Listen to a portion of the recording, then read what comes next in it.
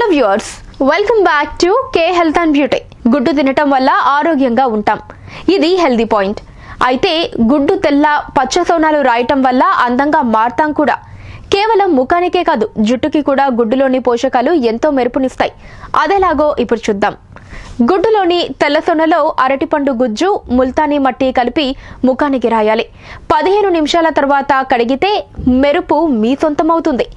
ముడతలు రాకుండా ఈ ప్యాక్ చక్కగా పనిచేస్తుంది. తెల్ల సోనలో తేనె, నిమ్మరసం, దోసరసం రాయటం వల్ల ముఖం మీద మచ్చలు, కంటి కింద నల్లని వలయాలు తగ్గుతాయి.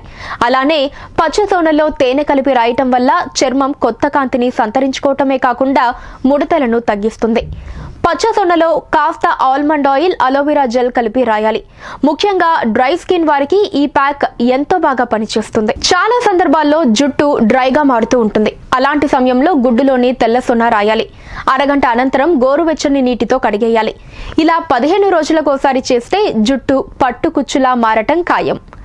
జుట్టు పెరగాలని భావించే మహిళలు ఒకసారి ఇలా ట్రై చేసి చూడండి.